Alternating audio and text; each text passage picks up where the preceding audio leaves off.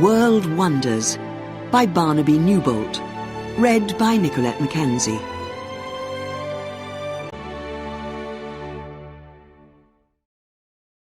Chapter 1. A World of Wonders. Which is the tallest building in the world? Which is the oldest building? Which mountain is the highest? Perhaps you know the answers to these questions, or perhaps you do not. But each of these questions has only one answer, and your answer is either right or wrong. But you can ask different questions. Which is the most beautiful building in the world? Which is the best waterfall? Which place in the world is the most wonderful? Each of us has different answers to these questions, and no one's answer is right or wrong. So, why do we ask the questions? Because the world is full of wonders, and we cannot see them all. But we want to learn about them, because perhaps one day we will see some of them. And because we like to know that they are still there. The Greek writer Herodotus asked himself these questions nearly 2,000 years ago. He described some of the wonders of the old world. Today, nearly all of his wonders have gone. Only one of his wonders is still here. Do you know what it is? The wonders in the book by Herodotus were all buildings or statues, like the Colossus at Rhodes. This tall statue, more than 30 meters high, stood at the entrance to the harbour on the Greek island of Rhodes. Another wonder for Herodotus, his oldest wonder, and the only wonder from the old world still here today, was the Great Pyramid in Egypt. When Herodotus was alive, the Great Pyramid was already an old building, 2,000 years old. And for nearly 4,000 years, the Great Pyramid was the tallest building in the world. But for us today, wonders are not all buildings. Some of them are natural, like forests, rivers, mountains, or waterfalls. These are the new wonders of the world. Of course, they are not new at all. Our forests, rivers, and mountains are older than any of our buildings. For a long time, for thousands of years, some people did not think that they were wonderful. But then we started to lose them. Now we understand that the world is always changing. Buildings fall down, rivers lose their water, and forests burn. Because of this, it is important for us to learn about the wonders of the world. If we are not careful, we will lose them. Only one of the old wonders is still here today, after more than 2,000 years. In the next 11 chapters, you can read about some natural wonders and some wonders that were made by people. Are they the greatest wonders in the world today? What do you think?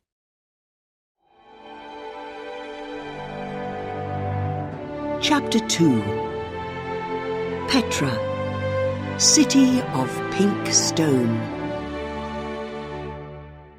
You always come to Petra from the east, and you always come on foot, or perhaps on a camel. The road to Petra is too narrow for a car.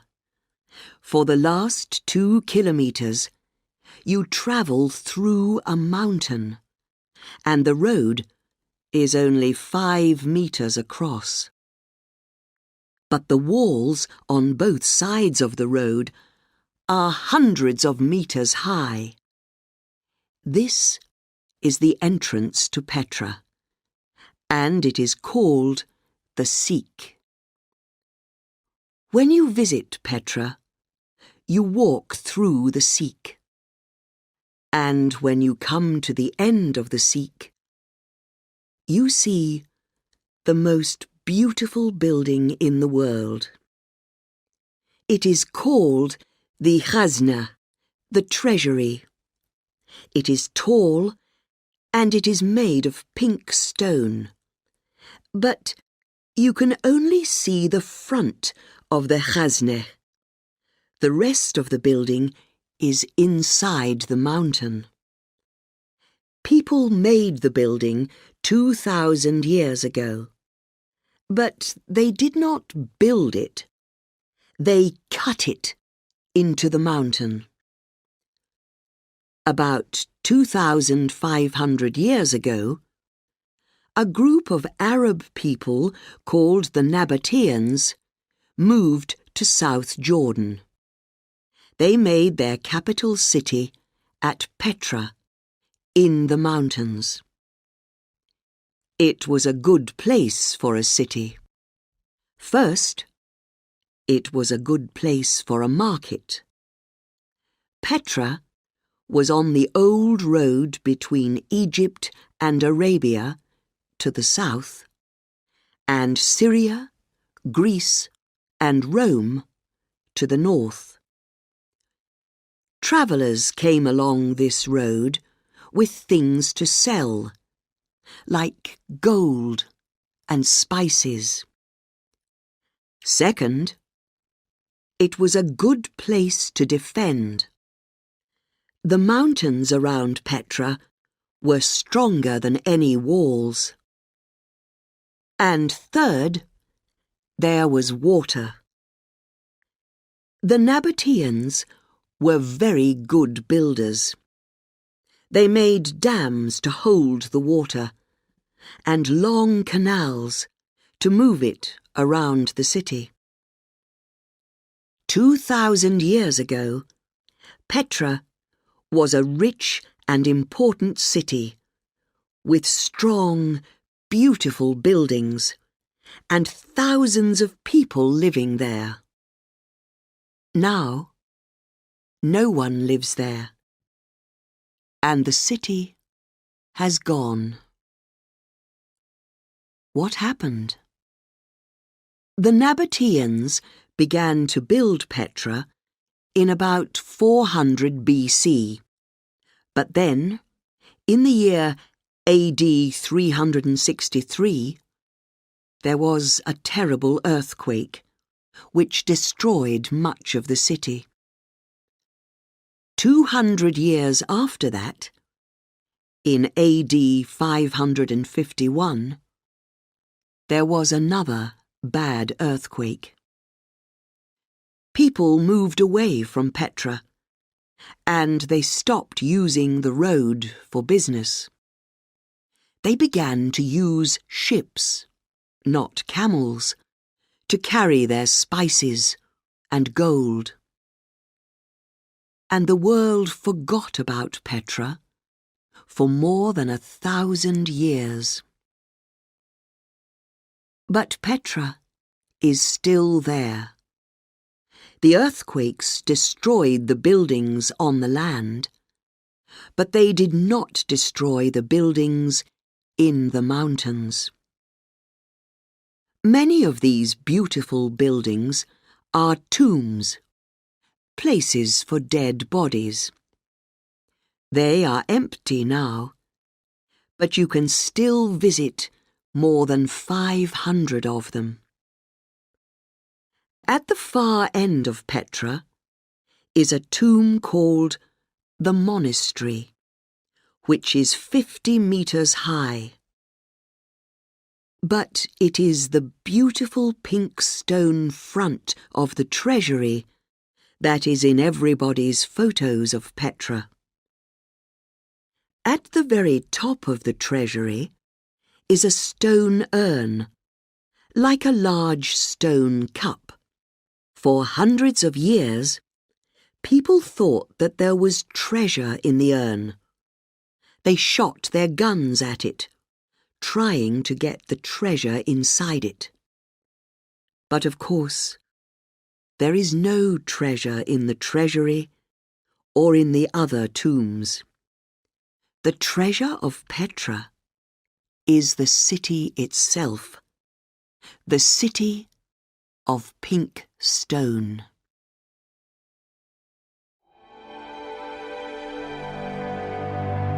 Chapter 3: The Serengeti Migration. It is a wonderful thing to see. Every year, 1.5 million wildebeest leave their home in South Serengeti and travel north. For the next 8 months, they will be away from home, always moving, travelling in a great circle. As many as 500,000 other animals, like zebras and gazelles, travel with them. So, every year, 2 million animals move together across the flat land of East Africa. Why do they do it? It is dangerous. Every year, 250,000 of the wildebeest die on the journey. But they have to do it. They are migrating, moving from place to place to find food and water. And this is the longest and largest migration in the world, the Serengeti migration. For these animals, home is in the south, in Tanzania. From December to April, they live in South Serengeti and Ngorongoro. After the short rains, 1 or 2 weeks of rain in November and December, there is lots of grass, and the animals eat well. Soon, the baby animals will be born. Young zebra are born in January, and young wildebeest are born in February. All the young wildebeest, about 400,000 every year, are born during the same 3 weeks. Only a few minutes after they are born, they are on their feet and ready to run. And they need to run immediately. Hundreds of animals are waiting for them. Big cats like lions and leopards, and hyenas too. At this time of year, there is lots of food for everyone. In April, it is time to move. It is getting hot in the south, and there is not much grass or water. The long rains are beginning in the west. They usually bring a lot of water in April and May. The animals can hear the storms, and they can smell the rain. They have eaten well for months, and they are strong. The grass is growing in the west. They know that it is time to leave. In June, most of the animals are in the center or west of the Serengeti. The long rains usually end in May, and now it is getting dry. The best water is in the north, so the animals need to move again. Now they have to cross their first big river, the Grumeti River. Often the water is not very deep, and the animals can walk across the river. They cross quickly, because they are in danger from crocodiles. They move north to Ikorongo, and there they stop and wait. This is the most dangerous place of all. The animals need to get to the Masai Mara in Kenya.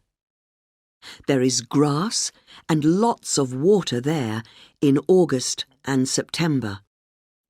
But first, they need to cross the Mara River, which is a big, deep river. The large Nile crocodiles know that they are coming, and they are waiting for them.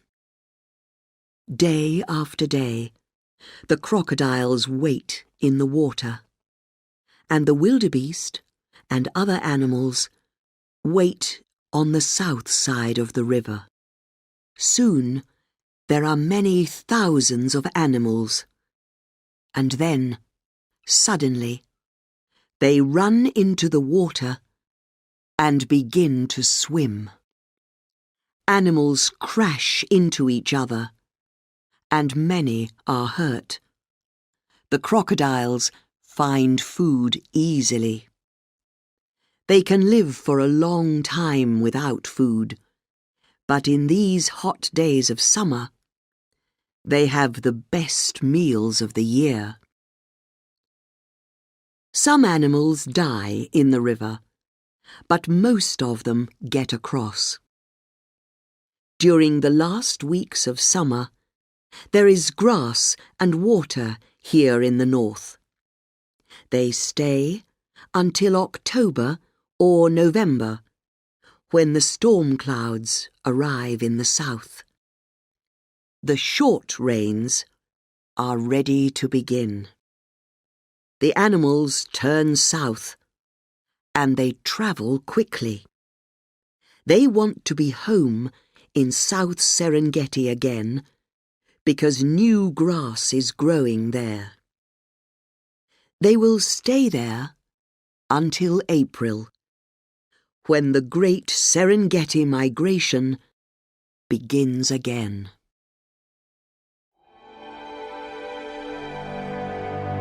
Chapter 4. Angkor Wat.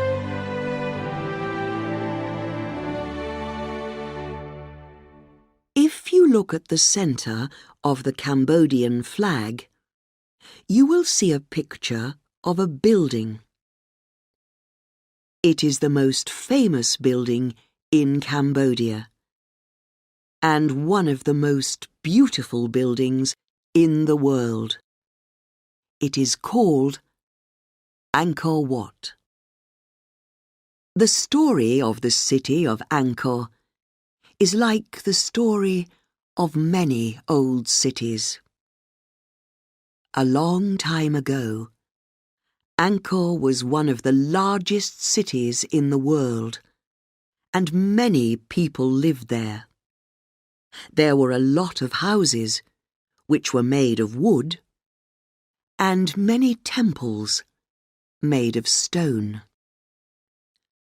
But the world changed, and people moved away. The houses fell down, but the temples did not fall down because they were made of stone. But the forest around the city grew quickly. Trees grew up over the temples and hid them. Only one temple, Angkor Wat, could defend itself against the forest. Angkor Wat had canals full of water around it, on all four sides, and the forest could not cross the canals.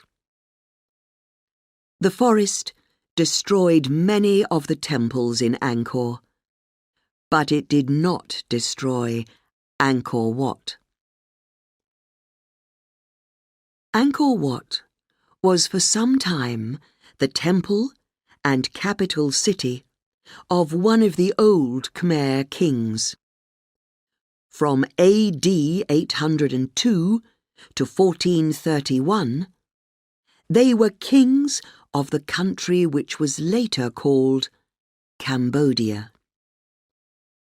We know very little about that time because there are no old Khmer books about it. The only person who described Khmer life was a Chinese traveller, Zhu Daguan, who visited Angkor in AD 1296. He wrote about the different temples and about the Khmer people and life in Angkor. But we still have the temples. We have learned a lot from them because they are full of pictures. The Khmer kings thought that they were gods, not men like other people. And because they were gods, they thought that they could never die. So the kings built large temples with pictures of their gods and of themselves. The first kings built their temples for the Hindu god Shiva. In about AD 1150, Angkor Wat was built by King Suryavarman II for another Hindu god, Vishnu. And the people who built Angkor Wat cut pictures into the stone walls of the temple. There are pictures from Hindu stories, from the Ramayana and the Mahabharata, and there are pictures of King Suryavarman and of his life in Angkor. And there are also pictures from Buddhist stories. After the death of King Suryavarman II, a later king changed Angkor Wat into a Buddhist temple. But, like all the temples in Angkor, it was built as a Hindu mountain temple. Mountain temples were built to look like Mount Meru, the home of the Hindu gods. The 5 towers of Angkor Wat are the 5 mountain tops of Mount Meru. The walls of the temple are the smaller mountains around Mount Meru. The canals around the walls are the seas around the mountains. And, like a real mountain, it is hard to climb to the top of the temple at Angkor Wat. There is a lot to see in Angkor. Angkor Wat is the most famous of the temples. But the favourite temple for many people is a few kilometres away at Ta Prohm. The trees that grew up over the temple at Ta Prohm are still there, just like they were hundreds of years ago. The kings of Angkor were rich and strong, but they have all died, and their temples will all fall down. In the end, nothing is as strong as the forest that grows around Angkor.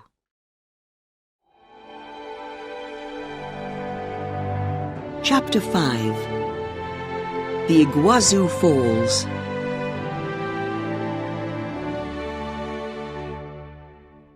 The south of Brazil meets the north of Argentina at the Iguazu River, called Iguaçu in Brazil. At this meeting place, the land in the north is higher than the land in the south. When the river comes to the end of the higher land, it falls off, like water that falls off the side of a table. But this table is 2.7 kilometres long, and the water falls 82 metres down its side. These waterfalls are called the Iguazu Falls. They are not the highest waterfalls in the world, but they are some of the biggest. At dry times of the year, about 500 cubic metres of water comes down the waterfalls every second. But at wet times, from November to March, there is much more water. About 6,000 cubic metres of water every second. The Iguazu Falls are not special just because they are big. They are special because they are wonderful to see. They are not one fall of water. There are 275 different falls along 2.7 kilometres of the river. The largest and most famous of the falls is called the Devil's Throat. The water comes into the Devil's Throat from 3 sides. From the top, it looks like the letter U. The best place to see it is from the Brazilian side of the river. People have built a walkway, a wooden road above the river, at the mouth of the U, so you can walk near to the middle of the falls. It is often wet on this walkway, and not just from the rain. The falling water makes a wet cloud over the Devil's Throat for much of the year. Visitors can borrow raincoats from the visitor centre. Most of the falls are on the Argentinian side of the river. There are long walkways on this side to many places along the waterfalls. You can take a boat to the island in the middle of the river, San Martin Island, and look up at the falls. Or you can fly over the waterfalls and look down on them. But it is possible to get away from the noise of the falls. On both sides of the river, there are parks with wonderful flowers, trees, and rare animals, like the jaguar. There are more than 350 different kinds of bird, too. And when the moon is full, there are special visits to see the waterfalls by moonlight. But this beautiful, special place is in danger. The parks are in danger because people want to cut down the trees to build roads, houses, and hotels. The waterfalls are in danger too because people want to build dams using the river to make electricity. The Itaipu Dam, one of the largest in the world, is below the waterfalls on the Parana River. But there are 5 dams above the waterfalls. The nearest, the Governor Jose Risha Dam, is only 20 kilometers away, and there are soon going to be more. And if we destroy the parks and waterfalls, there will not be a home for the birds and animals of the forest. Chapter 6. Chichen Itza.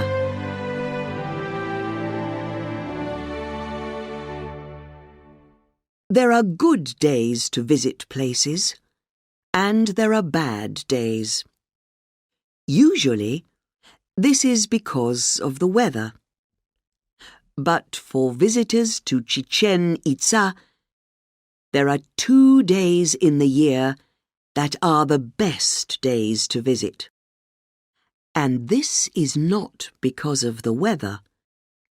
It is because of the earth and the sun. The city of Chichen Itza was built by the Maya people of Yucatan in Mexico over 1,000 years ago. The Maya were very interested in numbers and in astronomy, learning about the stars. Their buildings were beautiful and very clever too. In Chichen Itza, there is a temple called the Pyramid of Kukulkan. On 2 special days every year, thousands of people come to Chichen Itza. While they watch, a large snake climbs down the pyramid from the top to the bottom. Of course, it is not a real snake. It is a snake made of sunlight and shadows. It works like this. At about 3 in the afternoon, some of the light of the sun comes onto the steps on the north face of the pyramid. This light makes triangles on the west side of the steps, and it looks like the body of a snake that is moving. At the same time, the sun lights the stone head of the snake at the bottom of the steps.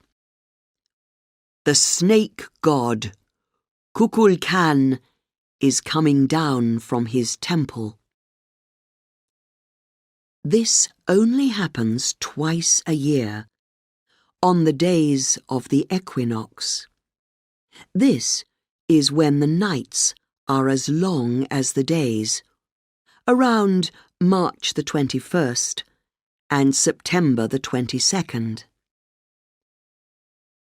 It is not easy to make a building like this today, but the Maya did it without computers or other help hundreds of years ago.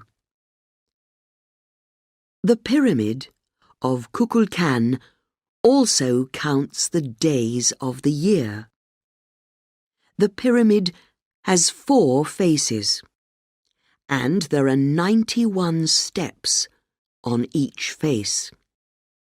At the top, there is 1 more step in front of the temple. This makes 365 steps, the number of days in a year. The Itzas were a group of Maya people, and the name Chichen Itza means at the mouth of the well of the Itzas. There are very few rivers in Yucatan, but there are natural wells, deep holes in the ground with water at the bottom. Just north of the pyramid of Kukulkan is the sacred well. This is a very big well. It is 60 meters across, and it is 27 meters from the top of the well down to the green water. Now the water is still. But this was not always a quiet place. The Maya sacrificed people here. They killed them to please their gods. To do this, they threw men, women, and children into the well, and they died there. The Maya liked to sacrifice people, and they liked sport too. They played something like football in the great ball court at Chichen Itza. This is 166 meters long and 68 meters across, with long walls on each side that are 12 meters high. At the top of each wall, in the middle, is a stone ring with a hole in it. We think that the players had to hit the ball through the hole, but they could not use their hands or feet. It was important to win. When they finished playing, the winners sacrificed one of the losing players.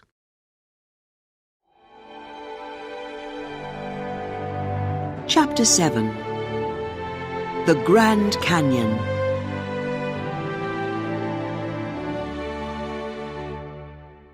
When you visit a mountain, you arrive at the bottom and you look up at the mountain. But when you visit a canyon, you can often arrive at the top and look down into the earth. And when you look down into the Grand Canyon, you look down a long way. At the bottom, which in most places is about 1.2 kilometers below you, you see the Colorado River. But when you look at the tall, red sides of the canyon, you are looking at a wonderful story. The story of how the earth was made. The Spanish word Colorado means full of color. This describes the Grand Canyon very well. It is not the river that is full of color. It is the canyon itself.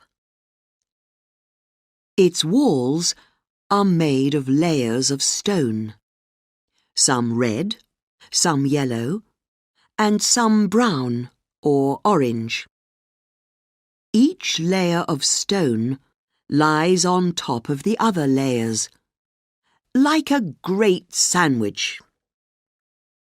And this is how the canyon was made, just like a sandwich. But this sandwich began nearly 2 billion years ago. At that time, the world was a very different place. No animals lived on the land, and there were only a few in the sea. The land was different, too. Where North America is now, there was a large piece of land called Laurentia. Then, some new islands, made of very hard stone, pushed up out of the sea. Slowly, during about the next 200 million years, they moved across the sea. In the end, they crashed into Laurentia and stayed there. They were the first layer, the bottom layer, of the sandwich. Now, we call them the Vishnu basement rocks. There are nearly 40 different layers of rocks in the walls of the Grand Canyon. We usually describe them in 3 groups of layers: the Vishnu basement rocks, the Grand Canyon supergroup rocks, and the layered Paleozoic rocks. Paleozoic means old life. The second group, the supergroup, was even slower than the first. It took them about 700 million years to arrive, and they could not stay still. They moved around and fell over, slowly, until the next group of rocks arrived. The final group is the top layer in the sandwich, the flat layers of red, yellow, and brown rock. They did not move around. They stayed flat, and that is why they make interesting pictures. Everyone who visits the Grand Canyon takes pictures of these layers. Most of this story happened under the sea. That is where many of the layers were made. And then, about 75 million years ago, something big happened. Something pushed the land up out of the sea. It made the Rocky Mountains, and it pushed the Grand Canyon 3 kilometers up out of the sea. Of course, it was not a canyon then. It was a piece of flat land, hard and dry, like the top of a table. But the land moved a little, and a river, the Colorado River, started to move across the land and to cut very slowly down into the rock. That was about 7 million years ago. Now, the Grand Canyon is 446 kilometers long and from 6 to 29 kilometers across. And when you look at it, you are looking at the long, slow story of the Earth.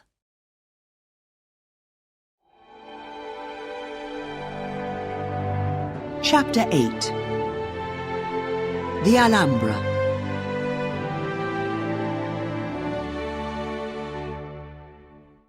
The Alhambra sits on a hill above the town of Granada, in the south of Spain. Behind this large red building up on the hill, you can see snow on the mountain tops of the Sierra Nevada. From below, from the outside, it looks good. But when you leave behind the hot, noisy streets of Granada and go inside the Alhambra, it is even better. Inside the beautiful rooms and gardens of the Alhambra, it is cool, and the only noise is the quiet sound of water. The Alhambra was built by the last Muslim kings of Spain. The first Muslim armies crossed the sea from North Africa and arrived in Spain in AD 711. In less than 10 years, nearly all of Spain and some of France belonged to them. Only a small piece of the north of Spain, Asturias, was still Spanish. But the Spanish did not stop fighting. Slowly, they pushed the Muslim armies back to the south. After 500 years, only a small corner of the southeast of Spain was still in Muslim hands, and the story of the Alhambra began. In AD 1237, Muhammad ibn al-Ahmar, Sultan Muhammad I, made Granada his capital city. He decided to build the Alhambra on the hill above the town. He built a canal from the Douro River 8 kilometers away to bring water to the Alhambra. His new building was a fort, a place to defend. In fact, the name Alhambra means Red Fort. It was a good place to put a fort, because up there on the hill you can see a long way. If enemies are coming, you can see them a long time before they arrive. Muhammad ibn al-Ahmar lived here until his sudden death in 1273. But the kings who came after him changed the Alhambra. They changed it from a fort into a palace, a home for kings. And no kings lived in a more beautiful palace than the sultans of the Alhambra. At the centre of the palace is the famous Court of Lions. This is an outside room full of sunlight and shadow.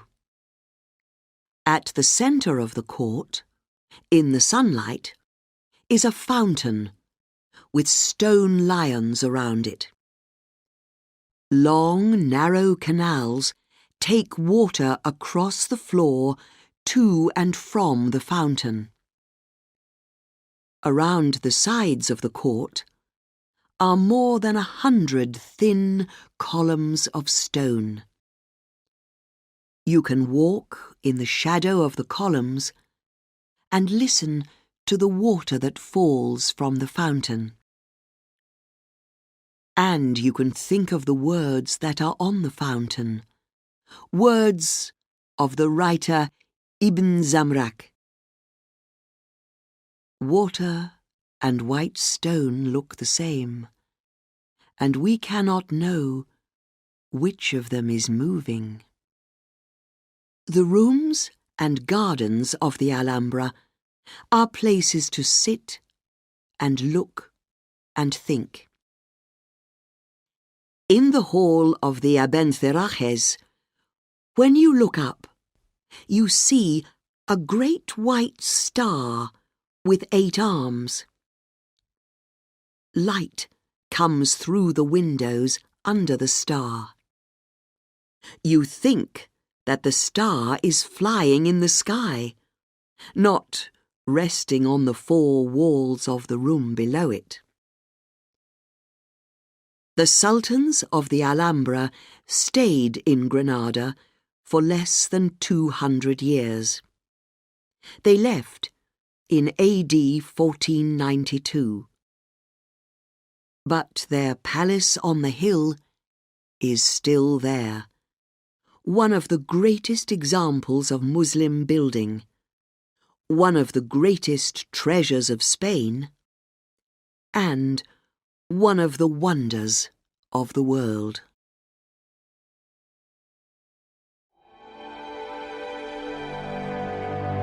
Chapter 9. The Lights of the Aurora. On the night of the 2nd of September, 1859, the dark sky over Europe and North America was suddenly full of light. The light did not come from the sun or the moon, and it had a strange colour. The light moved across the sky, coming and going like clouds in a strong wind. In the United States, a man in Boston was using the telegraph to speak to a man in Portland, 160 kilometres away. They both turned off the electricity for the telegraph, but they could still speak to each other for the next 2 hours. The electricity was coming from the light in the sky. How was this possible? And what was this light in the sky? The light is called the aurora. Usually, you can see it only at the very north of the Earth, where it is called the aurora borealis, or northern lights, or at the very south, where it is the aurora australis, or southern lights. But in 1859, something happened in the sun, a very large storm, and it moved the aurora across the middle of the Earth. We do not think that this ever happened before 1859, and we know that it has not happened since then. The light of the aurora does not come every night. It comes because of storms 150 million kilometres away in the sun. And the best times to see the light of the aurora are around the equinoxes, in March and September. Most often, the aurora is green, but it can be blue or red or any colour between. Sometimes the light is still, like the lights of a town far away. Sometimes the light moves, dancing in the sky. But why does the aurora happen? And why can we only see it at the top or bottom of the earth. The aurora is made by something called the solar wind, wind from the sun. We cannot see this wind or touch it. It is a wind of particles that travel away from the sun all the time at about 400 kilometers a second. Most of the particles never touch the earth. The earth has a kind of wall around it that defends it against these particles. This wall is called the Earth's magnetic field, and it pushes the particles away on either side. It is like water going to each side of a large stone in a river. But the Earth's magnetic field has two windows in it: the magnetic north and the magnetic south. At these places, the Earth's magnetic field turns down into the earth, and some of the particles from the solar wind come through these magnetic windows. These solar particles crash into the particles that are already in our sky. And when this happens, we see the beautiful lines or clouds of light of the aurora. Where can you see the aurora? Alaska is a good place to see the aurora borealis, and you can also go to places like Iceland, Siberia, the north of Greenland, Norway, Sweden, and Scotland. To see the aurora australis, go to the south of Australia, Tasmania, or New Zealand. People travel thousands of kilometers to see the aurora, and they can never be sure that it will happen. But people who do see it say that they will never forget it. So, if you are ready to wait in the cold, and if you are lucky, perhaps you too will see the aurora when it dances across the sky.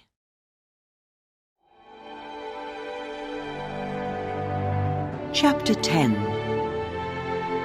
Kyoto.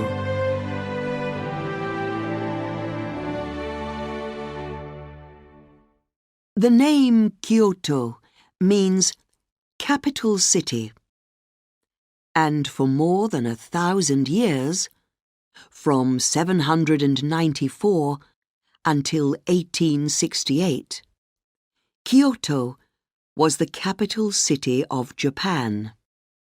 For many people, it is still the most important city in the country.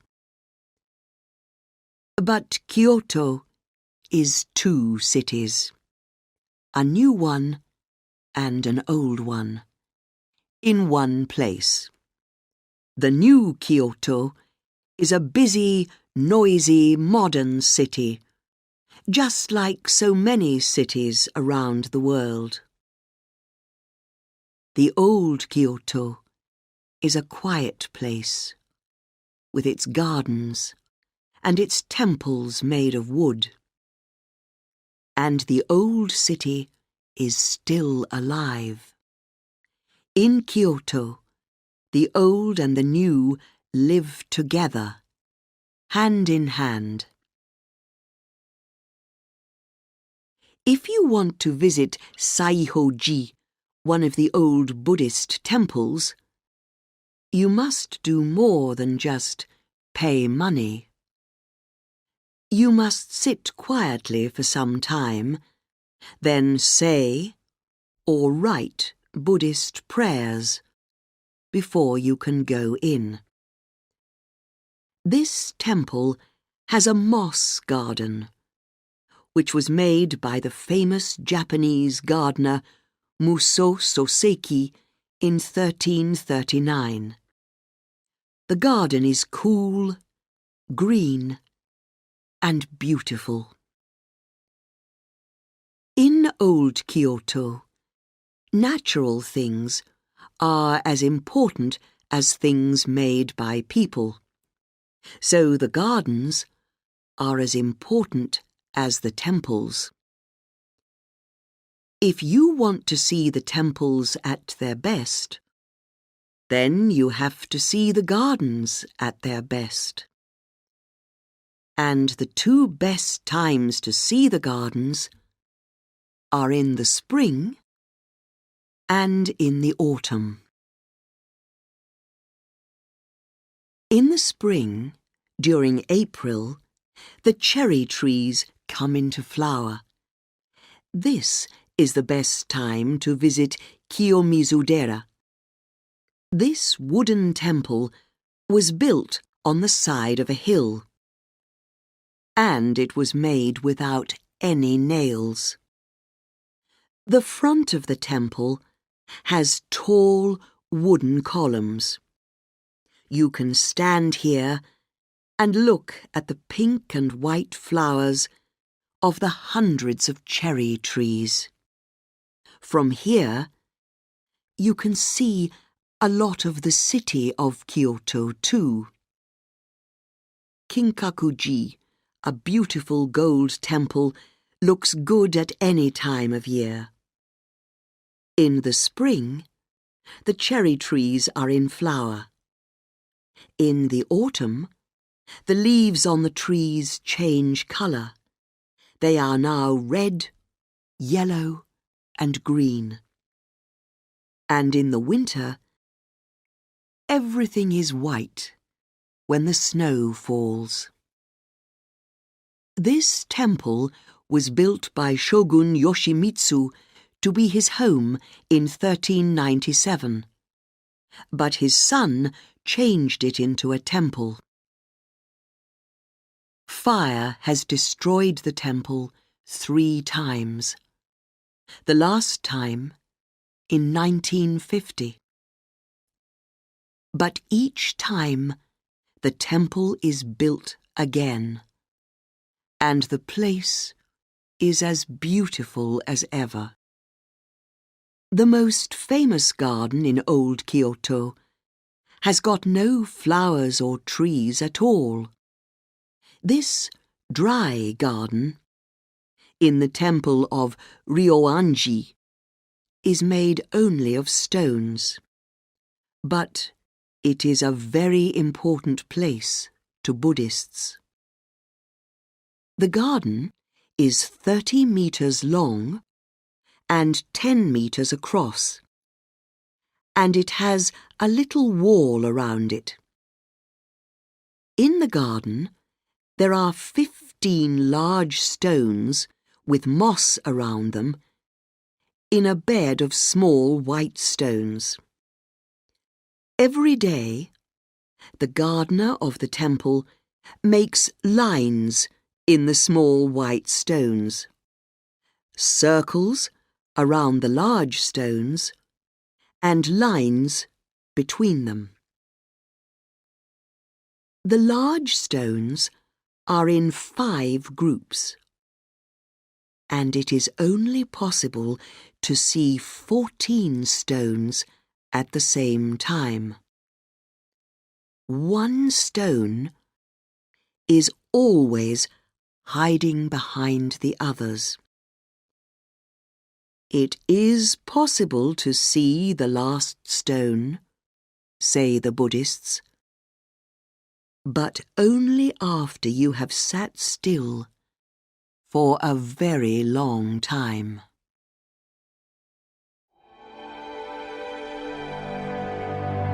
Chapter 11. The Great Barrier Reef.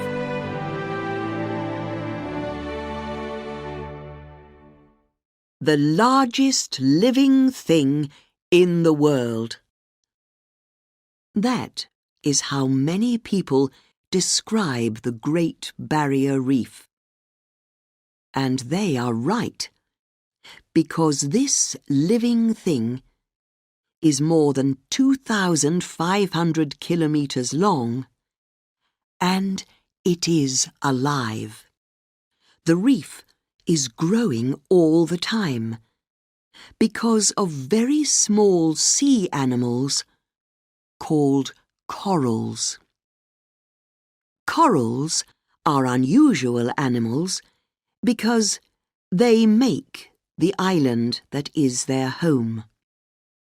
This island is not made of stone. It is made by the corals from calcium carbonate. Millions of corals together make an island under the water, which is called a coral reef.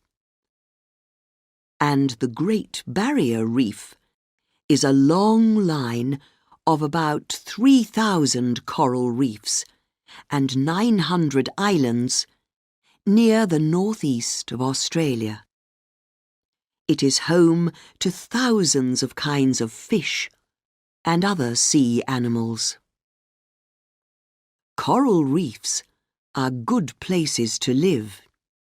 There are lots of holes, which are good places for fish to hide, and which are easy to defend. There are many dangerous fish around the reef, but there is lots of food too. There are not many coral reefs in our seas. Less than 1% of our seas have coral reefs in them. But our coral reefs are home to 25% of all things that live in the sea. And the important thing is this: coral reefs are beautiful places. Corals need seawater, but they also need sunlight. Because of this, corals do not usually live in deep, dark water. They prefer water that is less than 150 meters deep. So, the water around a coral reef is warm and full of light and life. Millions of visitors come to the Great Barrier Reef every year to see the beautiful reefs and sea animals. Some of the sea animals on the Great Barrier Reef are very rare. One of these is the sea cow, also called the dugong. Just like cows that live on the land, the sea cow eats grass, but it is a kind of sea grass that grows under the water. It is called a cow, but there is another land animal that is more like it. Just look at its nose. Yes, it is the elephant. There are 7 kinds of sea turtle in the world, and 6 of them live on the Great Barrier Reef. The turtle is one of our oldest animals. We know that the first turtles lived more than 200 million years ago. Turtles can live for as much as 80 years. They need to live for a long time. Some mother turtles do not begin to have their babies until they are 20 or even 30 years old. The Great Barrier Reef is one of the great natural wonders of the world. But, like other coral reefs, it is in danger. One of the dangers is natural. It is an animal called the crown of thorns starfish, which eats corals. Is this a big danger? 50 years ago, we thought it was. But today, we are not sure. Some years, there are more of these starfish. Some years, there are fewer. But there are also two dangers that come from people. First, the sea is getting dirtier. And second, it is getting warmer. Both of these things kill coral reefs. And both of these dangers are getting worse. Will people destroy the largest living thing in the world?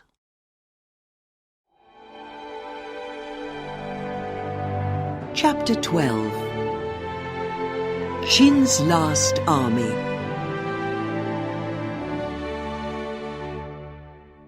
In 1974, some workers were making a well in the ground near Xi'an in China. They were looking for water when they hit something hard in the ground. It was the head of a soldier. Not a real soldier, but a soldier made of terracotta. They took the soldier out of the ground. He was 2 meters tall, and he was beautifully made. And he was not alone. There were more soldiers under the ground, and horses, and weapons. The workers were looking for water, but they found an army. The army was made more than 2,000 years ago for a man called Ying Zhong, a man who changed the world. At that time, China was not one country, but 7 different countries. Ying Zhong's father was king of one of those countries. When he died, Ying Zhong was only 13, but he followed his father as king. And he started to make 2 armies. He made his first army to fight for him while he was alive. And he made his second army to fight for him when he was dead. He used his first army to fight against the other 6 countries of China. After 25 years, in 221 BC, he was an emperor, a king of many countries. He changed China from 7 countries into 1 country, the country that it still is today. And he changed his name. His new name was Qin Shi Huangdi, the first emperor of China. But his second army was not ready yet. This army, the Terracotta Army, took more than 30 years to build. And he used 700,000 people to build it for him. They made more than 8,000 terracotta soldiers, each one with a different face, each one like a real person. And they gave each soldier real weapons to defend their emperor. They made horses for the soldiers to ride. They made people to play music for him, and dancers to dance for him, and birds to fly around his head. And when they were ready, the emperor put them all into the ground around his tomb. We know that this is true because we have found some of these things under the ground. Many of them are still under the ground. By 2010, nearly 1,900 of the soldiers were out of the ground. The rest are waiting for us to bring them out. We have found the soldiers who defend the tomb, but we have not opened the tomb itself. Not yet. There is an old story about the tomb. About 100 years after the death of the first emperor, in 210 BC, a man called Sima Qian wrote about the emperor and his tomb. He said that the tomb was as big as a city, with streets and houses, and an army to defend it. He said that the houses were made of gold and other kinds of treasure. For 2,000 years, no one thought that his words were true. But we have found the emperor's last army. What secrets are still waiting for us in his tomb?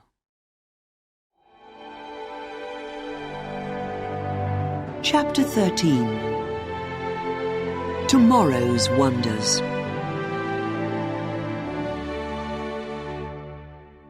Now you have read about 11 of the world's wonders, some from millions of years ago, and some from only a few hundred years ago. Of course, there are hundreds of others, and everyone has their favourites. 100 years from now, what will the favourites be? The Millau Bridge, more than 300 metres high, in the south of France. The Palm Islands of Dubai. The statues of Easter Island. The Channel Tunnel, which goes under the sea between England and France. The Three Gorges Dam in China. Or something newer still. Nobody knows. But we do know one thing. People will never stop making new and wonderful things.